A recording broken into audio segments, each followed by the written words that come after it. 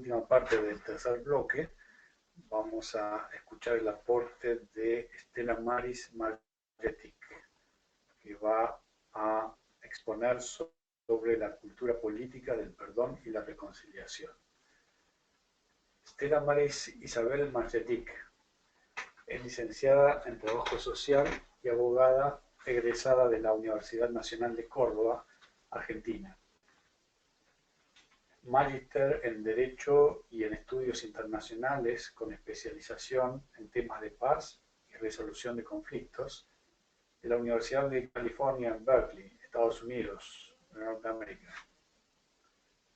Es Stella Maris también mediadora formada en la Fundación Libra y Justicia Restaurativa en la sede de la Asociación Nacional de Mediadores Comunitarios de los Estados Unidos, así como animadora de procesos de perdón y reconciliación en la Fundación para la Reconciliación con sede en Colombia. Stella Maris Margetic desde 1995 está dedicada al área de gestión pacífica de conflictos y ha intervenido en diversos y numerosos conflictos públicos, privados, comunitarios, vecinales, familiares, enmarcados dentro del ámbito del derecho civil, comercial, contravencional y penal. Stella Maris Margetic desde el año 2000 forma parte de la comunidad de vida cristiana y es capacitadora y conferencista en temas de gestión pacífica de conflictos y como tal se ha desempeñado en Argentina, Ecuador, Colombia, Perú, Angola, Irlanda, Gran Bretaña y en los Estados Unidos de Norteamérica.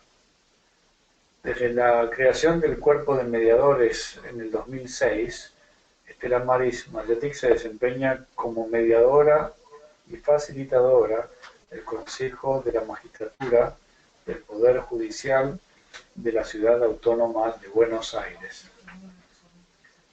Y desde el año 2014, Stella Maris Margetic es voluntaria para el Consenso Palestino-Israelí. Bueno, con ustedes en instantes, Stella Maris Margetic.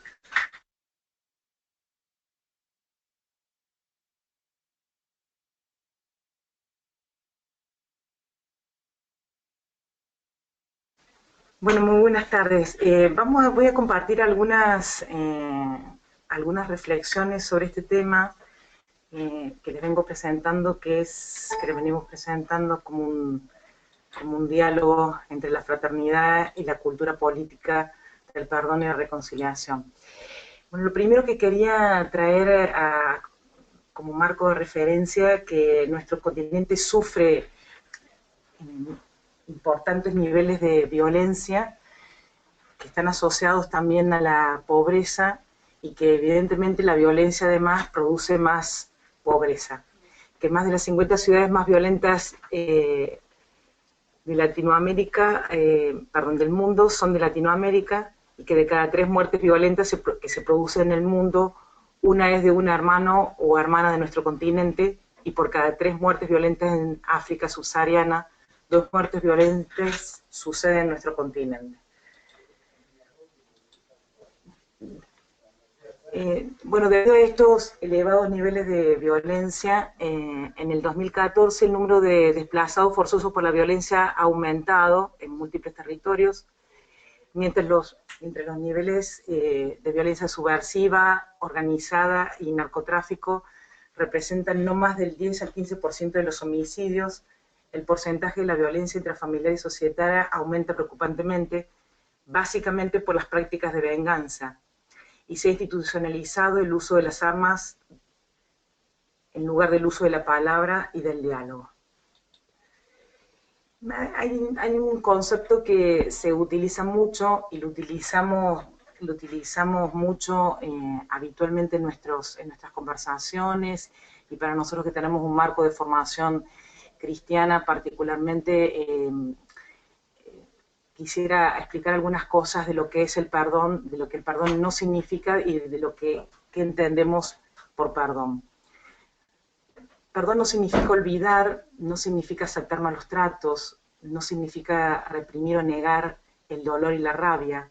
no significa continuar con relaciones disfuncionales, no significa seguir actuando como víctimas, no significa permanecer pasivos ante la injusticia, no significa actuar con soberbia, no significa comunicarse con el agresor y no significa actuar con debilidad.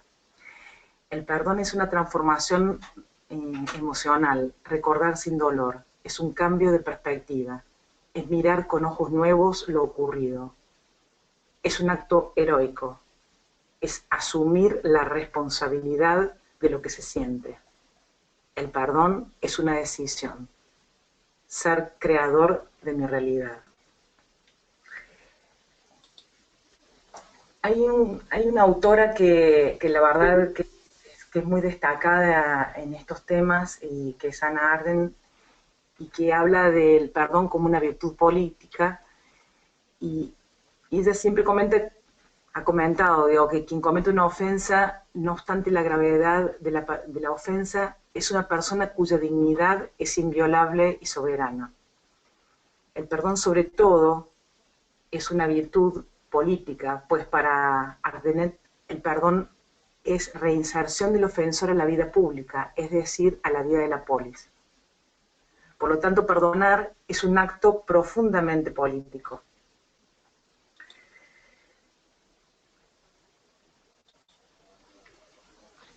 La oferta del perdón no niega ni hace desaparecer de la memoria pública la mala acción, sino que es un acto revelador del perdón, transforma su sentido original y anuncia una relación política con el ofensor. Sobre todo porque supera los métodos apolíticos de la venganza y la violencia. Es como si el perdón devolviera al actor y al acto mismo el dominio político compartido.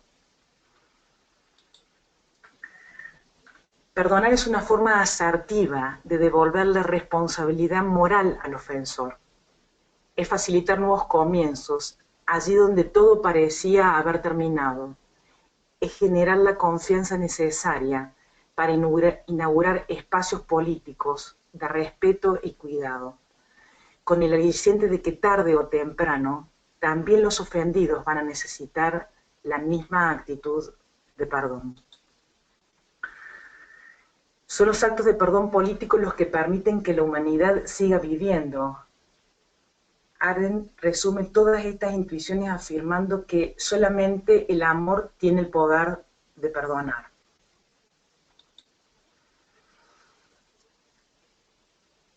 Es una acción política cuando revela algo acerca del autor, es audaz, produce nuevas narrativas, contribuye al registro público e inaugura nuevas relaciones. Hay un concepto que lo ha trabajado la Fundación para la Reconciliación, institución en la cual hacía referencias antes en mi presentación. Yo me he formado, que viene a hacer un trabajo con el tema del perdón, instaurarlo como un derecho humano. Y uno de los fundamentos de esto, de que el perdón sea un derecho humano, es que el perdón restaura los lazos de cohesión social rotos por la ofensa, y es de manera definitiva una de las formas ideales de la restauración del tejido social. El ejercicio de perdonar y ser perdonado reconstruye la dignidad tanto de la víctima como del ofensor. Y esta cultura política del perdón y la reconciliación es una propuesta para enriquecer el desarrollo social, cultural y político, con las habilidades de la escucha, del manejo emocional, del diálogo, el respeto, el valor de la diferencia, la reparación en la vida diaria, la gratuidad y la gratitud. Se busca fortalecer la convivencia y la paz de las familias, las escuelas, los barrios, los municipios, con el desarrollo de prácticas culturales de reconocimiento permanente. Creemos profundamente que es mediante la enseñanza-aprendizaje de prácticas de respeto, inclusión y reconciliación como podremos construir nuevas agendas de paz y de progreso para nuestra región. En este contexto exige de imaginación política, la propuesta del perdón y la reconciliación termina estableciendo lazos con la utopía, invitándonos a pensar mundos posibles, derivados de formas ideales de administración política de los pueblos. Esta es una invitación a la osadía, a la búsqueda de puentes, de formas diferentes de administración política, en la que la existencia humana tenga relación con la existencia total de la biosfera y el cuidado de nuestra casa común. Bueno, como decía antes, quería compartir estas ideas con ustedes y bueno, suscitar esta reflexión. Ahora va a venir también Guillermo a charlar, a que juntos podamos, digamos, compartir las preguntas que tengan, aquellas reflexiones que quieran hacer o aquellas dudas o todas aquellas cosas que este planteo que les estamos proponiendo, que son, como diría Guillermo, que acá está viniendo, estas nuevas formas de tratar de mejorar la calidad de la democracia, para ver si realmente les sienten que pueden serles útiles, no. Estamos abiertos y expectantes a ver sus preguntas, cuestionamientos.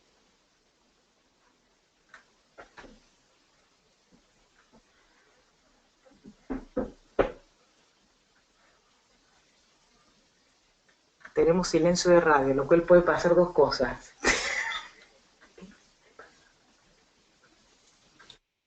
Hola Estela, no, sí, sí les escuchamos todos muy bien. Hay una pregunta que antes de que tú empieces tu presentación, Vicente y Miriam le hacían a Guillermo. Está en el chat, decía, ¿habría un ejemplo concreto de cómo poner en práctica esta fraternidad política?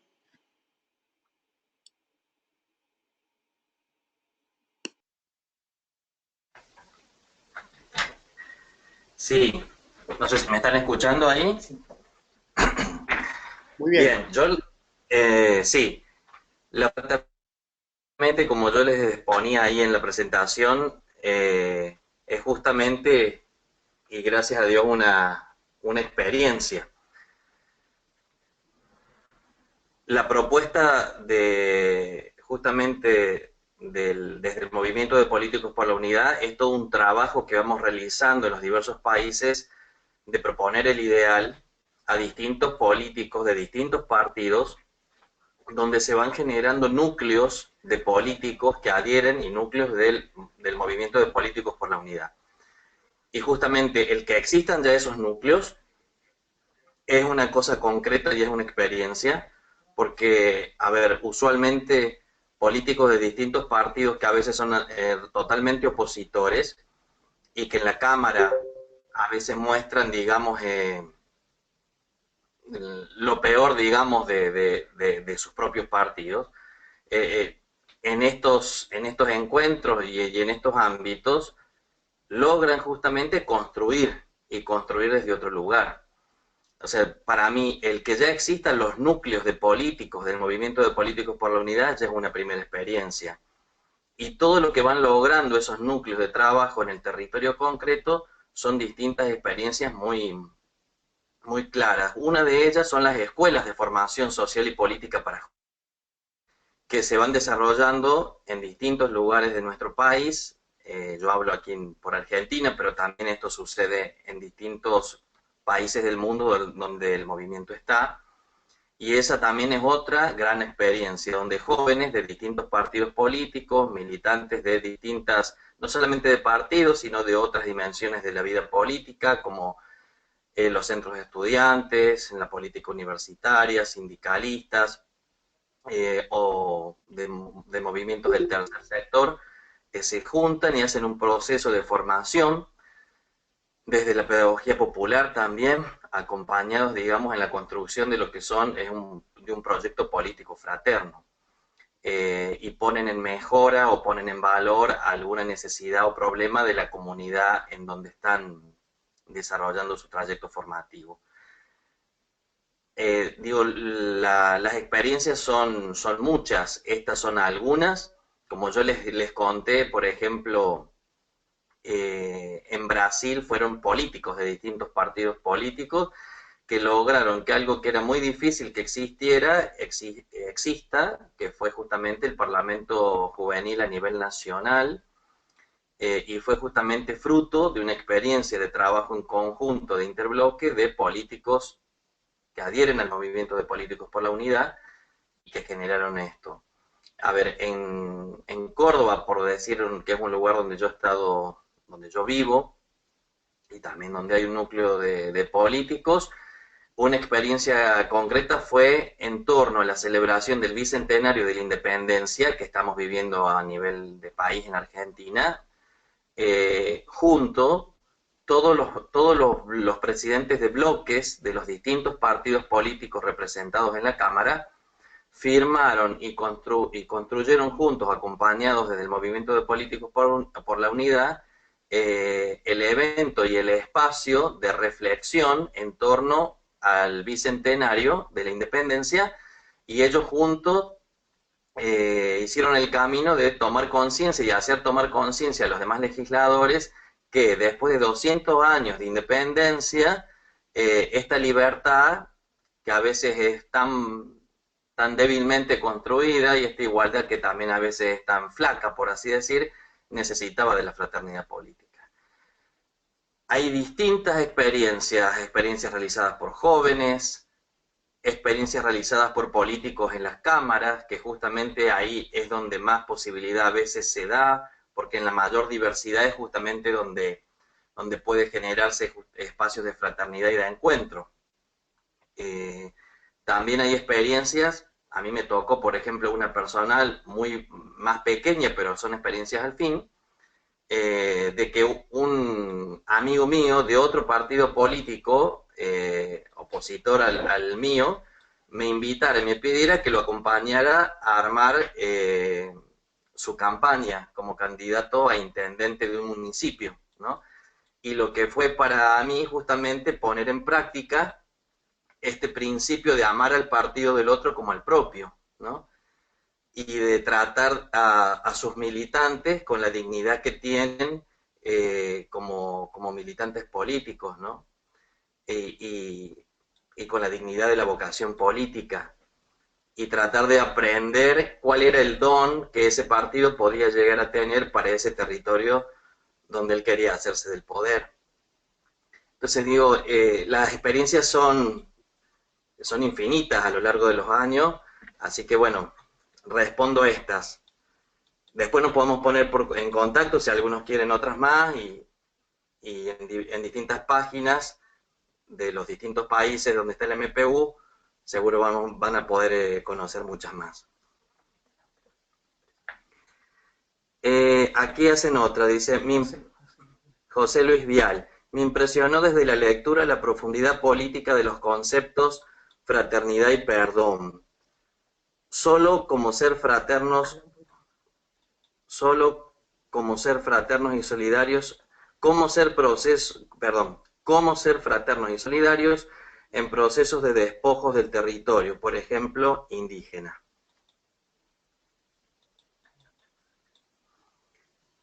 Y otra dice, debido a que no era posible compartir el ELN en la búsqueda de la paz en Colombia.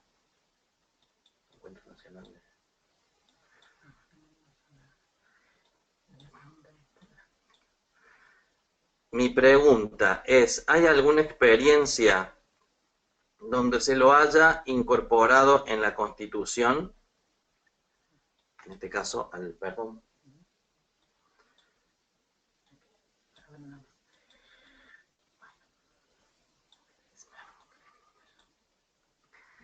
Es importante,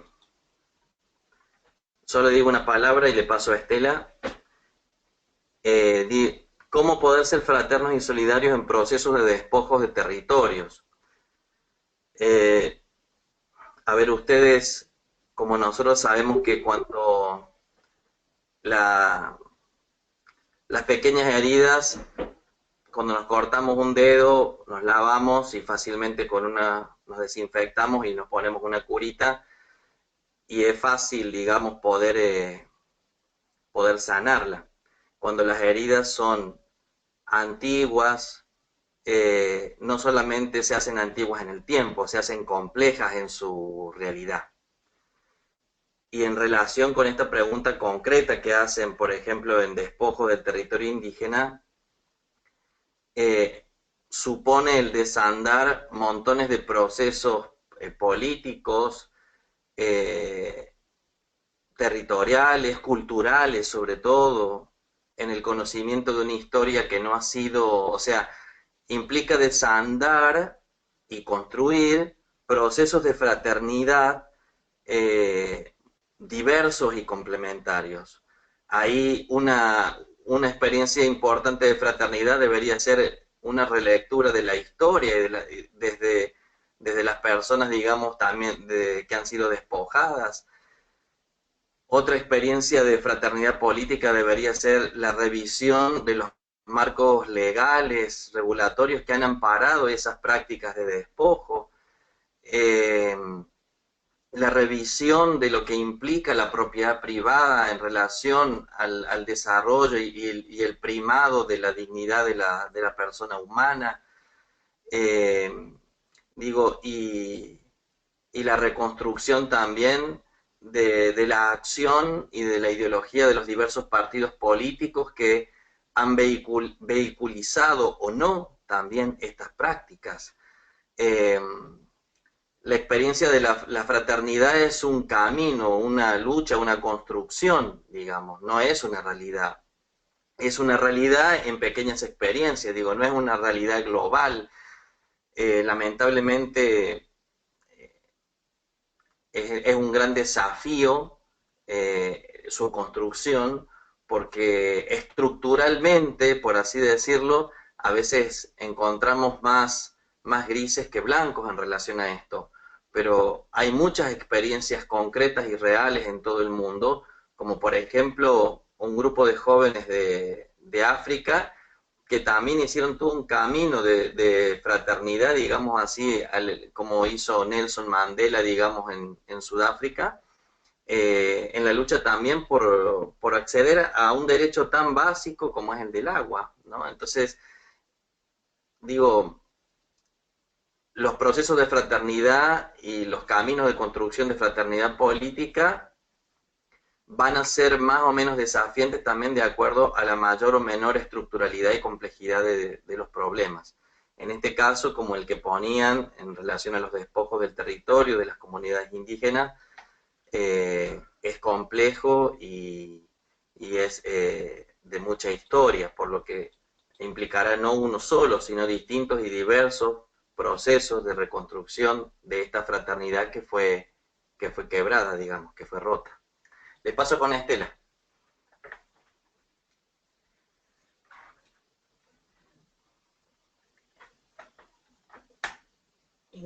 Realmente el tema sobre el concepto del perdón, yo trataba de traer a la mente algunos ejemplos más privados. Bueno, el primero que me recordé como un ejemplo muy privado del tema del perdón es el tema de Juan Pablo II. En el sentido de que Juan Pablo II fue a visitar, es un tema muy conocido por todos nosotros, fue a visitar a la persona que la había atentado contra su vida, y el Papa no pidió que le quitaran la pena ni que lo sacaran de la cárcel, pero él le dio el perdón, digamos, ¿no?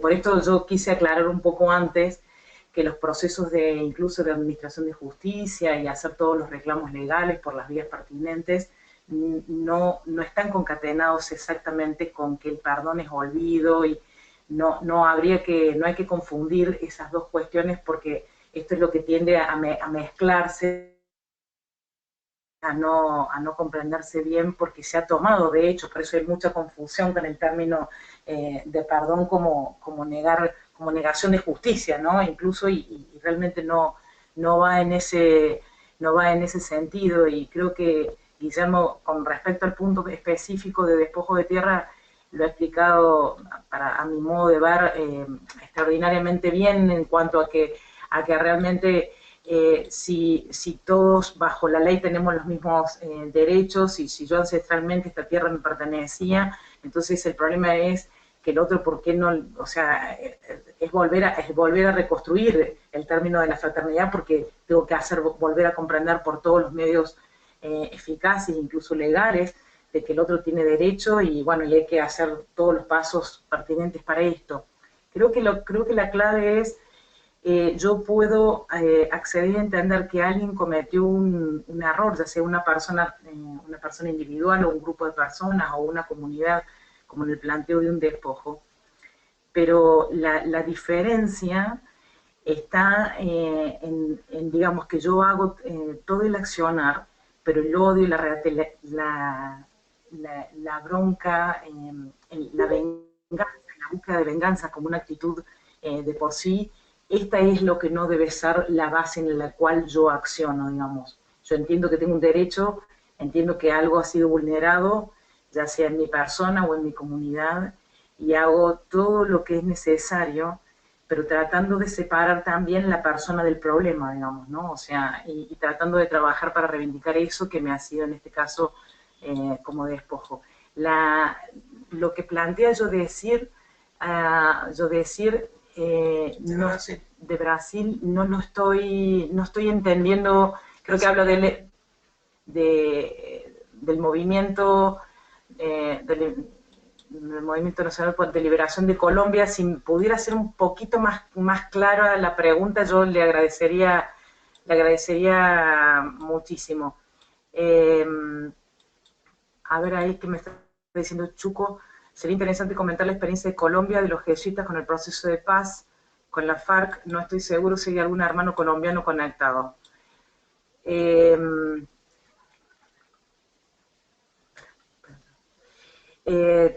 Sí, con respecto al tema, vamos a ir por orden. Con respecto al tema de lo que plantea Verónica, bueno, el tema del perdón como un derecho humano, se han hecho trabajos, ponencias, y todavía que yo conozca y sepa no ha sido incorporado, por lo menos alguna constitución nacional, digamos, y esto es como parte de un movimiento que algunos llaman de cuarta o quinta generación, depende de cómo se paren a mirar la generación de los derechos humanos.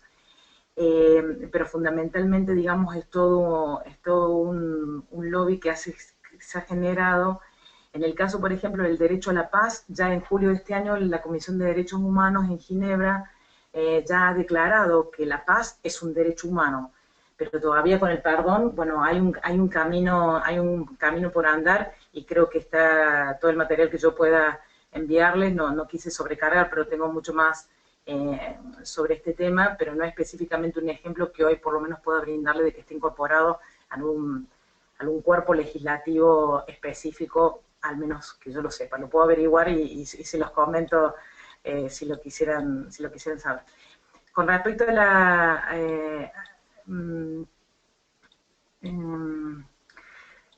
bueno, acá Chuco les está preguntando a los hermanos colombianos y a los hermanos peruanos acerca de distintos procesos y experiencias.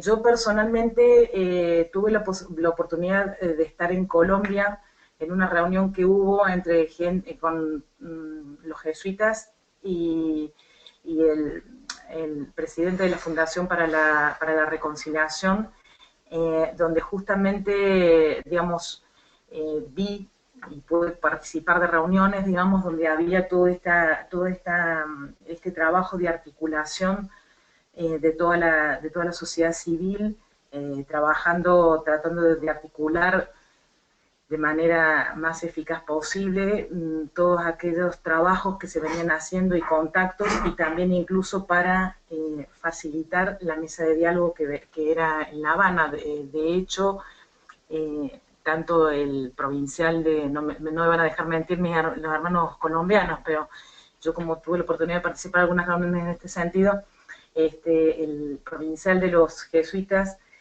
en ese momento estuvieron también en la isla, en La Habana, estuvieron trabajando. Lo que pasa es que nunca lo hicieron de manera pública, oficialmente, sino que era, digamos, todo el refuerzo detrás y todo el apoyo que tenían.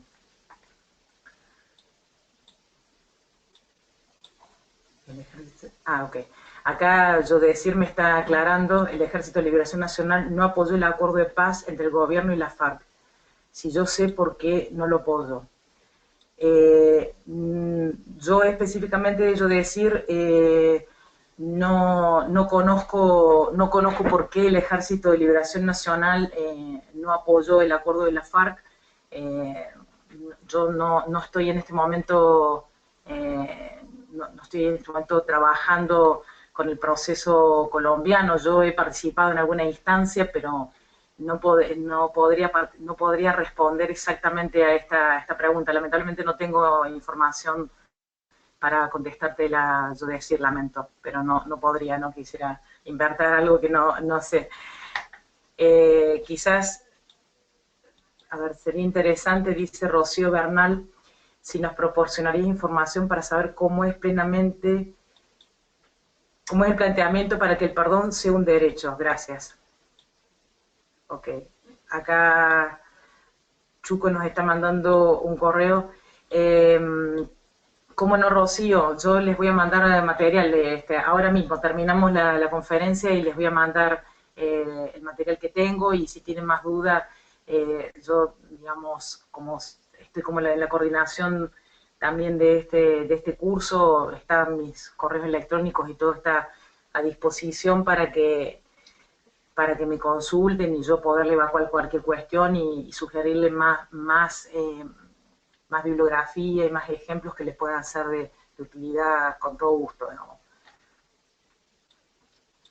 Chuco, vos nos dirás lo que estás proponiendo ahí, lo que nos estás enviando, y nosotros en un ratito, si no hubiera más preguntas, pasaríamos al bloque siguiente.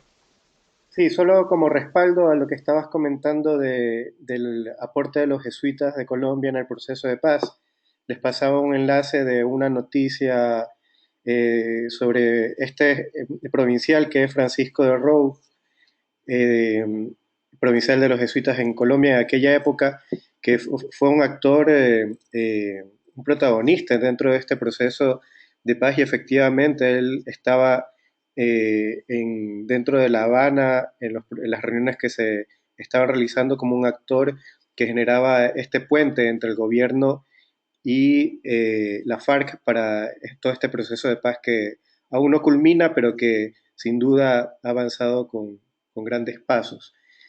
Eh, sí, eso les compartí eso como una noticia respaldando lo que tú estabas comentando. Yo tampoco sé el tema en detalle, pero efectivamente en varias ocasiones he escuchado que aunque no está muy publicitado, sí es bastante reconocido el aporte de este jesuita dentro del proceso de paz.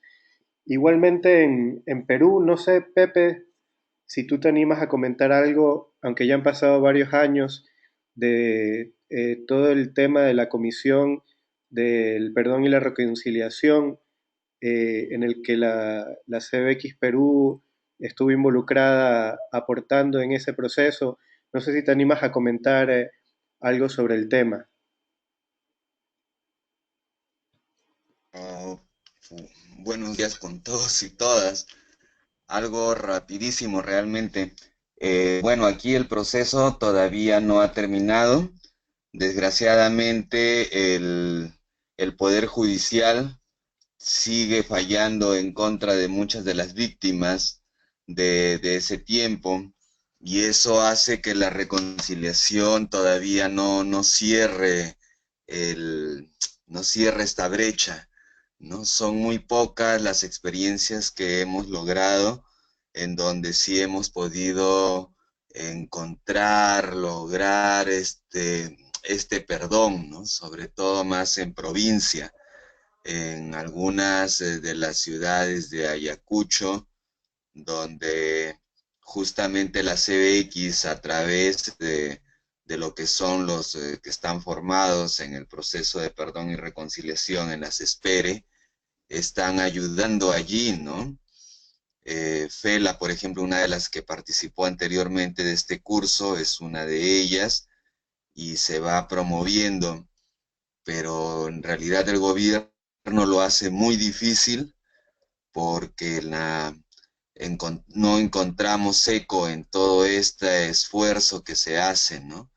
Y hoy por hoy un poco está paralizado todo eso, puesto que muchas de las violaciones que se llevaron a cabo durante el gobierno del expresidente Fujimori, hoy en prisión, pues están pidiendo y se está haciendo casi todo lo imposible por su liberación, ¿no?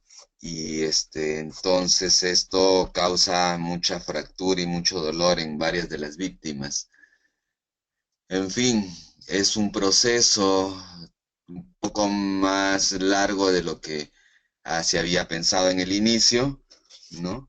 De todas maneras, justamente con Salomón Lerner estuve conversando el día miércoles que hubo una presentación de un libro y me decía, pues, o sea, lo penoso que es, ¿no? El copamiento que está haciendo muchos allegados al fujimorismo, sobre todo ahora en el Poder Judicial, ¿no? Donde se ha nombrado a un nuevo juez que se sabe netamente es de las filas de Fujimori, ¿no?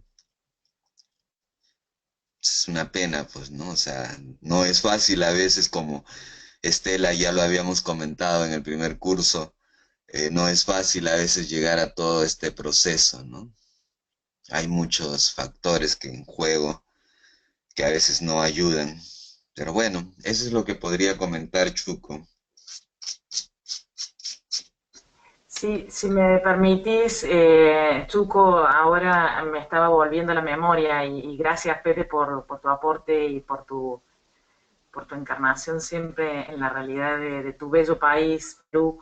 Yo recordaba que Jairo Rivas fue presidente, además de ser presidente de la CBX de Perú, también participaba en la comisión, esta comisión que vos hacías referencia, de la verdad, a partir de una actividad que él tenía, y Pepe me va a corregir, en la defensoría, entiendo, sí, de la ciudad de Lima, y él, además de esto, de toda la experiencia y trayectoria que tuvo trabajando, recorriendo todo el país y viendo la situación de las víctimas y cómo reparar las víctimas, más allá de lo que comenta, que esta efectivización de la reparación tuvo diferentes procesos en las diferentes partes de Perú. También Jairo, a raíz de toda esta experiencia, fue convocado incluso por el gobierno colombiano y estuvo trabajando en un periodo importante de tiempo justamente también para preparar esta transición que todavía está por comenzar, pero realmente creo que el trabajo y el aporte de muchos hermanos de la CBX de Perú, pero en particular el de Jairo Rivas, creo que ha sido particularmente destacado en este aporte a la reparación y a la reconstrucción y a este modo concreto de buscar sanar estas heridas producidas por toda la situación vivida por nuestros hermanos peruanos. Si no hubiese más preguntas en esta etapa, no sé si todavía por ahí quedan algunas dudas, algunas inquietudes.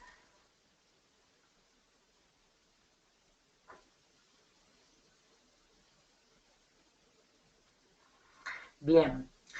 Entonces, si les parece bien, ahora vamos a... gracias. Ahora vamos a pensar la posibilidad de ver el tema de las presentaciones. A ver, ahí nos están haciendo otra preguntita, puede ser. A ver, Diego Rosselli. En un encuentro de exalumnos jesuitas vinculados a la política, pregunté si no era ingenuo trabajar sobre la fraternidad y por qué no el perdón, cuando tantos derechos siguen siendo avasallados por parte de quienes detentan el poder.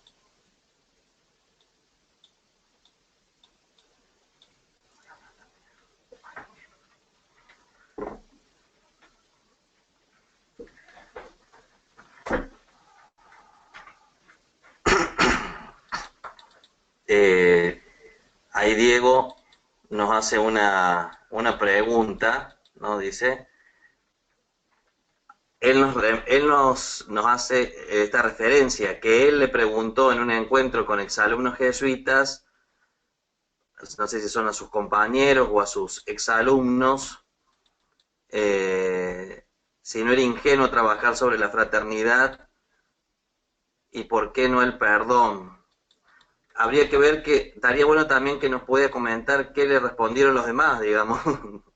Me parece interesante que también Diego después pueda comentar cuando hiciste esa pregunta en ese encuentro, qué te respondieron los demás. Yo puedo hacer un breve aporte nada más. Primero, creo que lo ingenuo es no reconocer que la fraternidad es un principio y que ha sido olvidado, ¿no?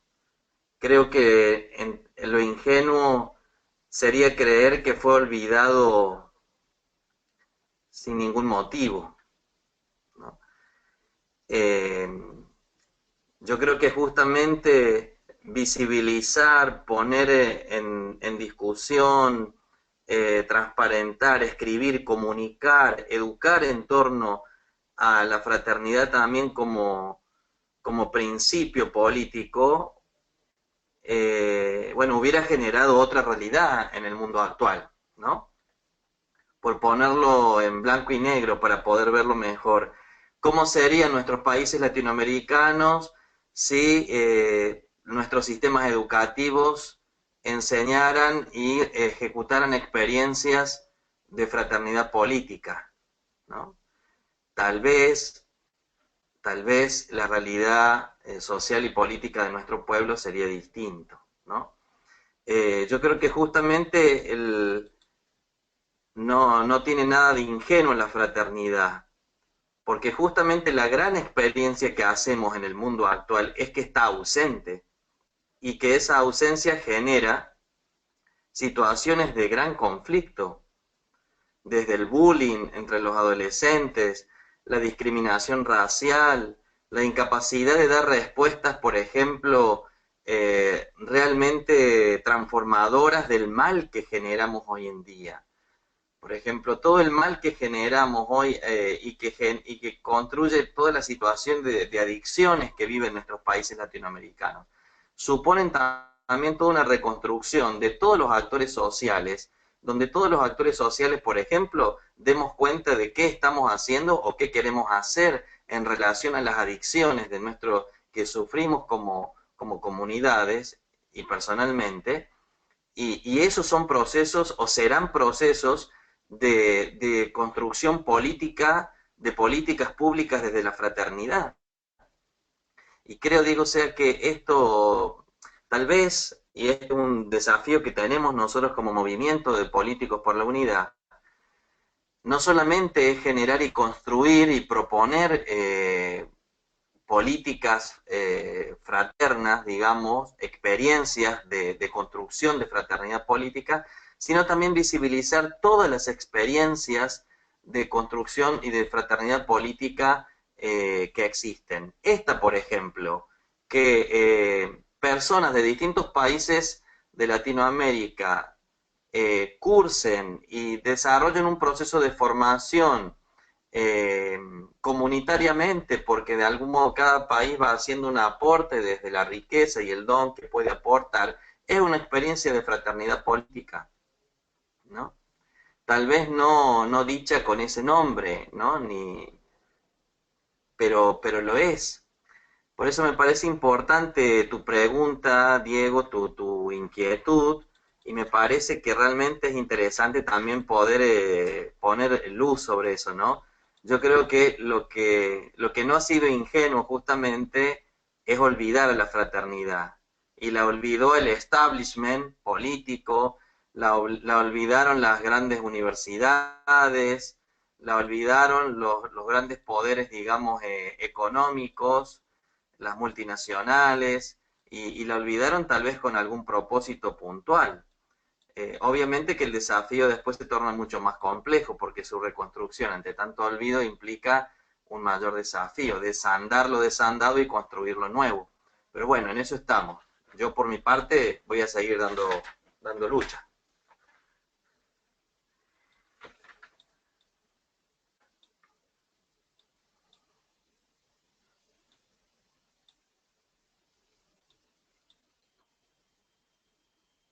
Diego, quizás te animas a abrir tu micrófono para comentar o completar tu pregunta. ¿Ahí me escuchan? Muy bien, Diego, excelente. ¿Qué tal? Buenas tardes. Buenas tardes. Lo primero que quiero es que está bien la intervención anterior, es esclarecedora en que creo que hay algunos temas en las que las distintas sensibilidades pueden acercar sus posiciones trabajando de la fraternidad.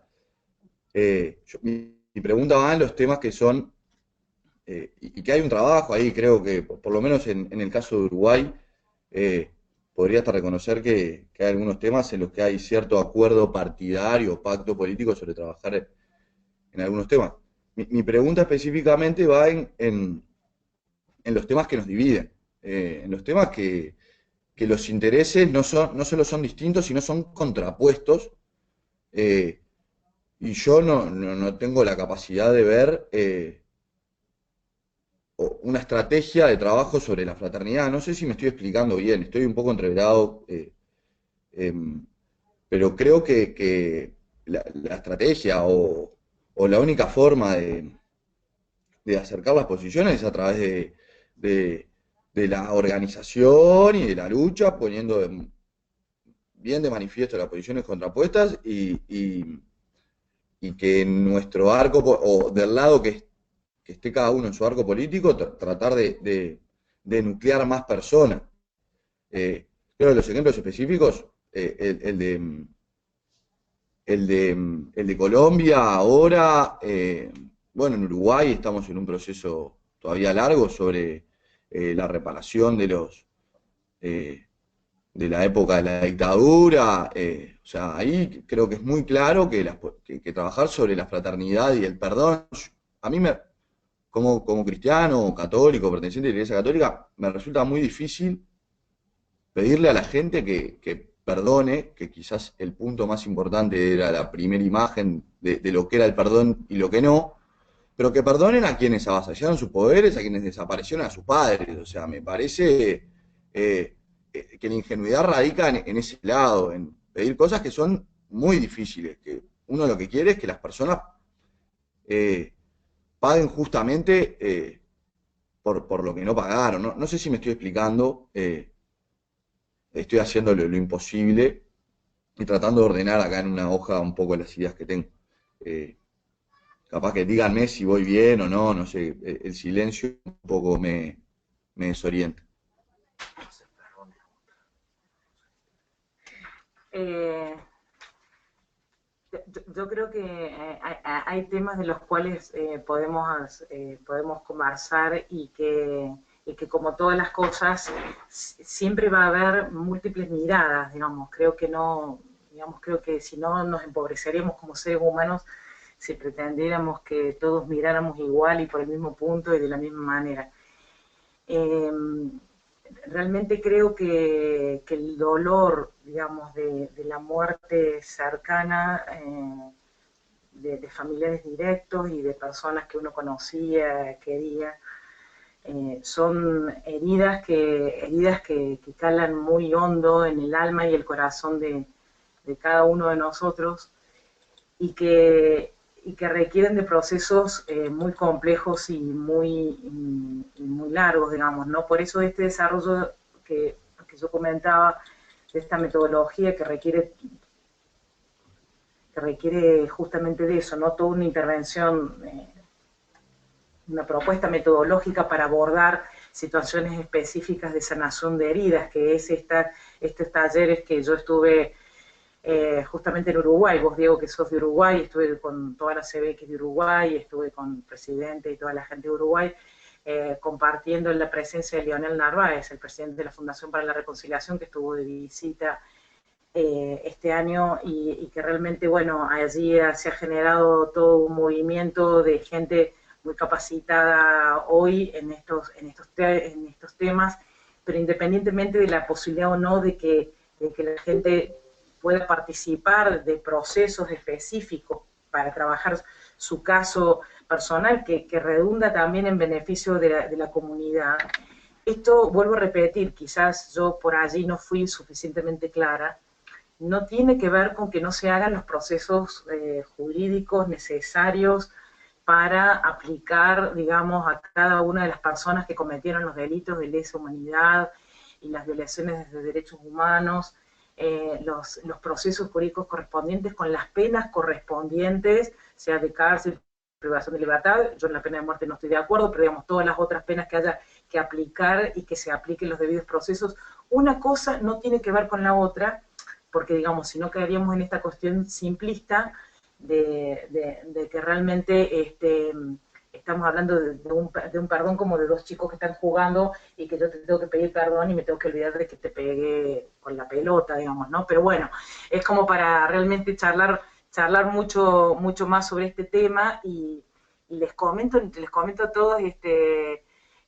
todos, y perdón que cuando hicimos la evaluación de la tercera generación nos propusimos tratar de terminar antes de las 3 horas, si podíamos, y ya estamos un poco más avanzados de las 3 horas, así que si les parece bien, yo me quedo a su disposición y también lo comprometo acá a Guillermo, que se ha venido exclusivamente desde Córdoba para compartir con nosotros acá en Buenos Aires esta charla, lo comprometo para que quedemos a disposición para que cualquier duda, pregunta, nos las pregunten por correo, por chat, por Skype, las contestamos